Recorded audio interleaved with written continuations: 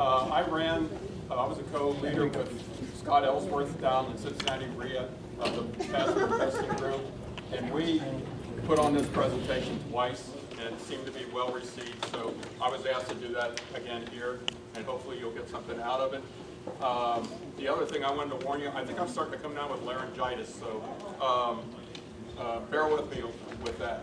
I think one of the most underserved portions of our community are new people and people who don't have a lot of money. They come in here with great expectations and sometimes they hit a brick wall. So these are 4 deals that have been done recently, 3 of them by me, 1 by a friend, with just small amounts of money.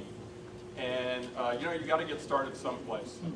I get accosted at Cincinnati RIA a lot. I had a young lady not too long ago come up and tell me, I don't have any money and I want to get involved in this. And I looked at her and she had a $7 coffee in her hand, $100 worth of nail treatments, just due up to the max. And that's all well and good if you've made it.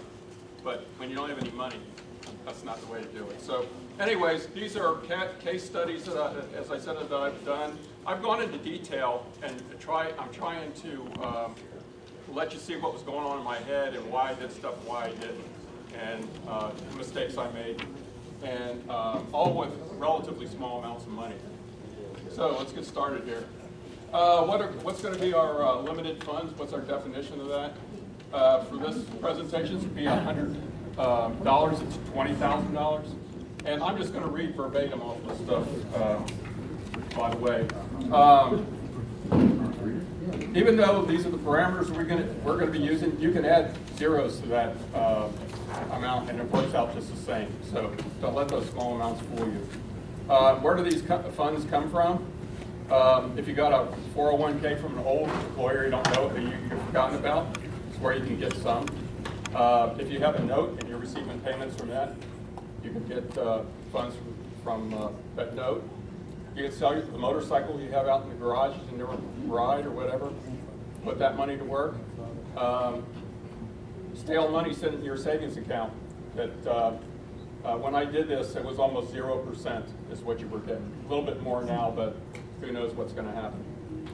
You might get a windfall or inheritance, or you can get it from somebody else. I did a deal where a friend was complaining that I think it was like 0.1% interest he was getting in his savings account. And I said, would you be happy with 5? He said, I sure would. So I borrowed money from him at 5%, and I invested it at 10%, and got spread. So you can get it from somebody else. And there's a bunch of other sources that you can, pennies in the closet or whatever. So what kind of investments are we going to consider here? Hard money loans. If you have a question what any of this stuff is, if it's short, you can ask me now. If not, wait till the end, and I'll be here the rest of the evening. Repair loans for landlords, very good loan to make for landlords who need new roofs, furnaces, things like that. Partials from a note. For some of you who may not know what that is, so like somebody's got a 30-year note and it's now year 12, you can buy a year's worth of payments off of them right in the middle of the loan. So you can do that. Options, we won't go into that. That's where you have the option, not the, or you have the right, but not the obligation to buy anything. Mobile homes, my favorite. Personal loans, and you can buy judgments also.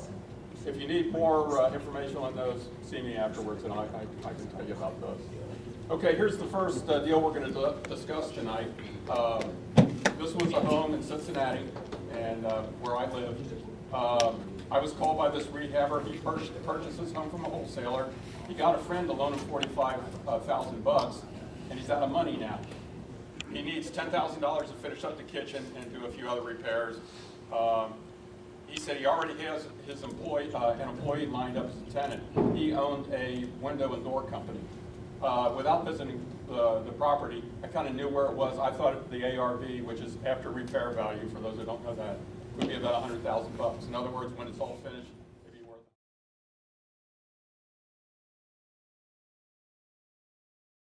it.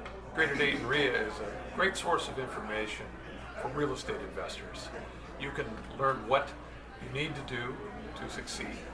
You can learn the different opportunities that there are in the marketplace, and you can meet a lot of people that know about this from their own experience.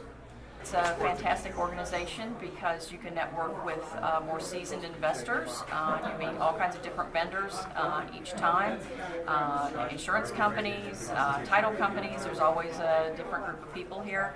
And even though I've been involved in real estate since '99, every time I come to a meeting I learn something different. You could also find contractors here.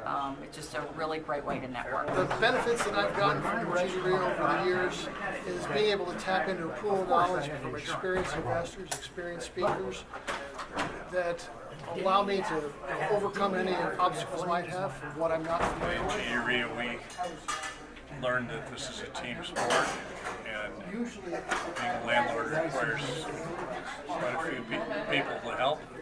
In GD REIA, we found our accountant, attorney, property manager, realtor who furnishes the leads for the properties, and I believe the appraisers. GD REIA in 2010 to invest. The whole team was there. I had a property manager, realtors who had deals, and now I have 4 houses that are all turnkey solutions. I've invested in private LLCs. I didn't bought a note. So by joining an organization like GD REIA, you too can learn how to be a good investor. We are an approved vendor with GD REIA. We've been with you guys about 4 or 5 years now, and we love networking with the members, and we're here to help. So anything that they need help with, you can find us here every meeting and ask us whatever questions you need to. You guys have a location?